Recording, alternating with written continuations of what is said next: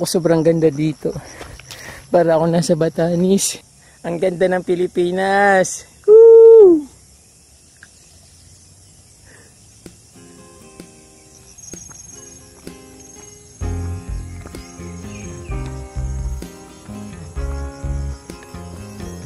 Medyo nalate akong akyat ngayon kasi tinatamad talagang bumangon. Ay.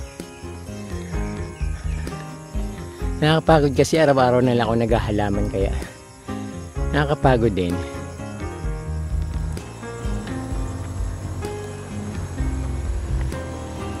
Sobrang matarik.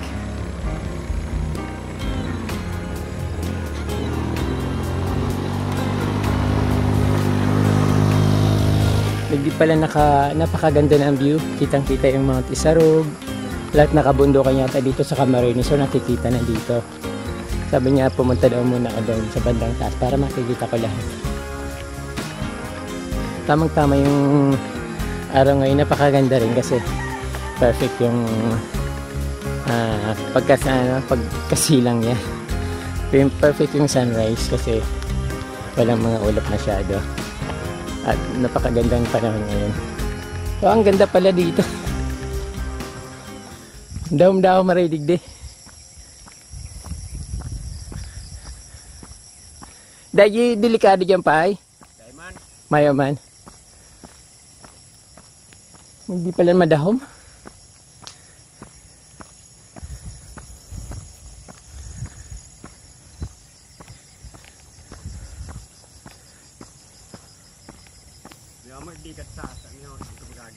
May agihan dyan. Iyo. Dam-dam pala ang digdi.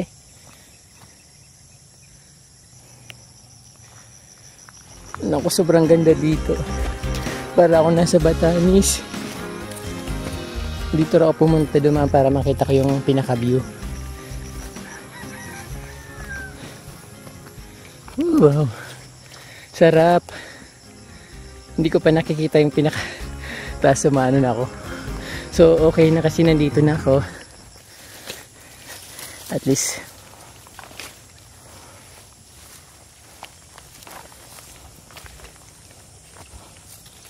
wow. Whew. Nasa tuktok na ako ng bundok.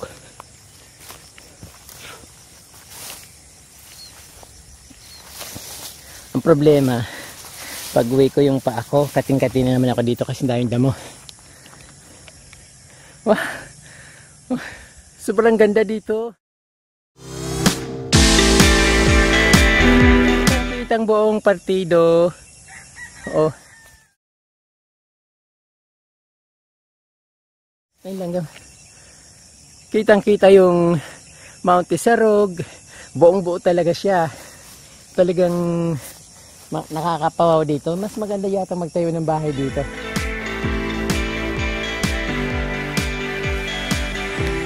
Kaso ang daming nangangagat. Daming langgam.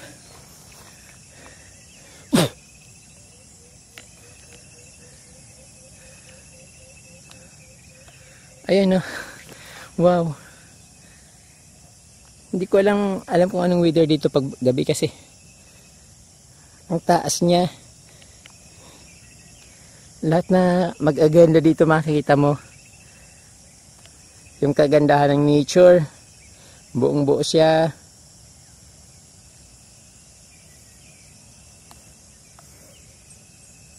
First time ko makarating dito.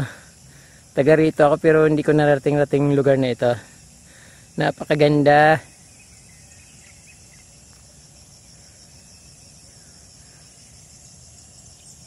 Kahit saan ka tumingin, yung 360 degree yung ikutin mo, mapapawaw ka sa nakikita mong nature. Napakaganda dito.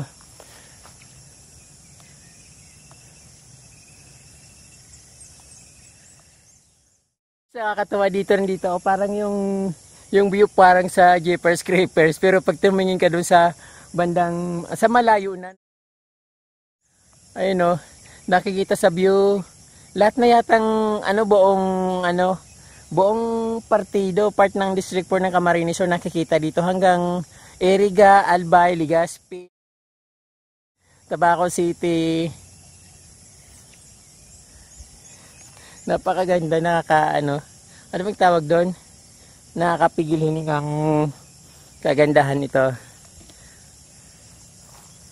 Hindi ko alam na maganda pala dito. Ayan. Nakakasilaw kasi medyo mataas ng araw. Pero siguro perfect yung pumunta dito mga 6:30 para kitang-kita. Saka mayroon din ditong sea of cloud. Kasi nakikita namin sa baba pag araw na, pag umaga na, nakikita namin yung ulap na nasa baba. So pag nandito ka sa taas, siguro makikita mo punong-puno ng ulap yung mga lupain dyan sa baba. Yung nasa baba. Ang ganda ng Pilipinas. Woo! Pero kung may tubig lang dito, saka kuryente, napakaraming magtatayo ng bahay dito. Sa nakikita mong view dito.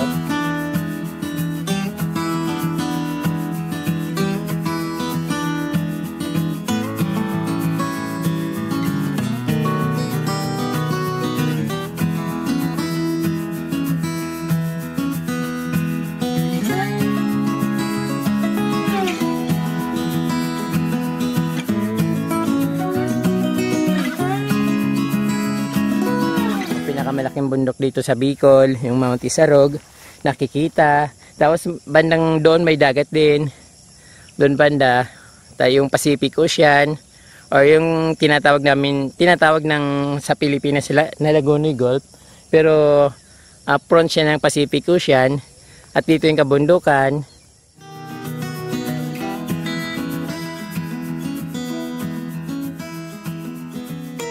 Tulayan Island, yung white sand dito sa bandang Sangay. Tapos maraming island dito na nakikita. Yung Mount Mayon nakikita rin dito, maulap nga lang ngayon. Pero sigurado nakikita yun kasi sa baba nga nakikita yung Mount Mayon. So Vulcan Mayon pala. So sigurado nakikita rin dito kapag walang ulap din, kapag malinis. Yung Mount Isarog dito, buong buo. Ayan, may ulap lang sa taas, pero kitang-kita siya. So pinakamagandang oras dito yung sunrise, kasi makikita mo yung pag sunrise, nagiging golden yung mga puno yung sa Mount Isarog. Once ko na nakita yun na nasilawan ng sunrise. So parang napakaganda at na golden ang dating niya. So the same din sa mga ibang bundok na nakikita dito na napakarami. Hindi ko alam kung anong tawag doon sa nakakatakip sa Mayon eh. Tapos dito guys sa baba, what a nature, napakaganda. Oh, nakita mo yan.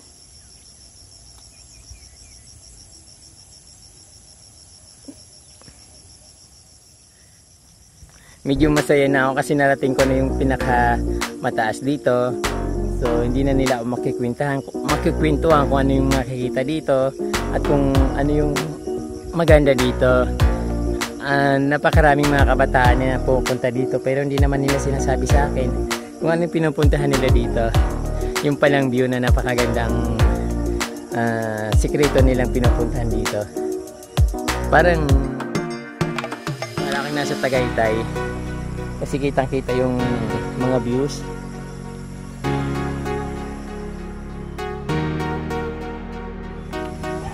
Parang kalibil ko lang yung mga bundok dito kasi matataas din sila, nasa taas din ako.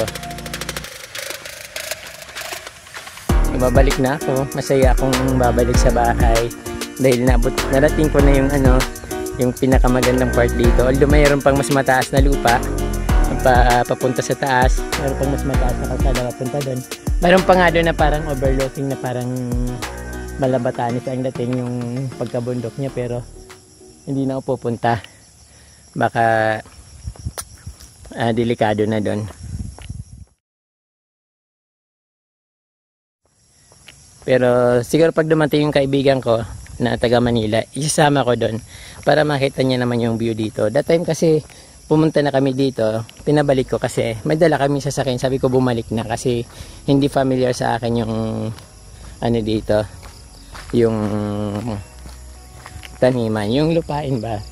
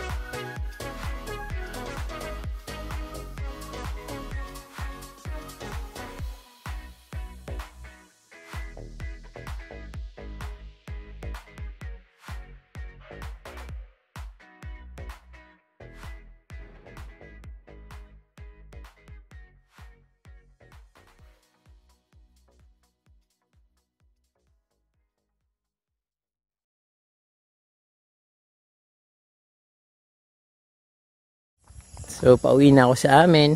Alis nakita ko na yung bundok dito na nakaka-amaze. Ang sarap pakinggan ng ano, may tumutugtog na masarap na for tugtog para sa nature ba.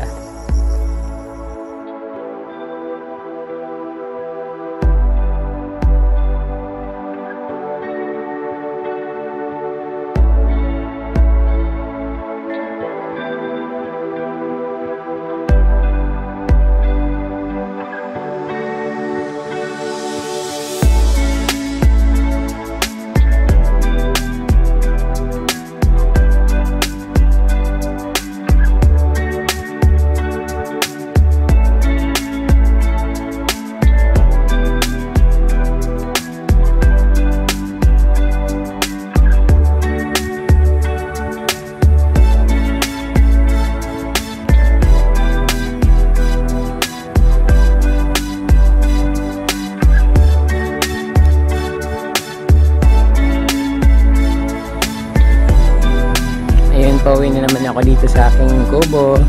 Miss na miss ko na yung kubo ko kahit ilang 2 oras lang ako nawala.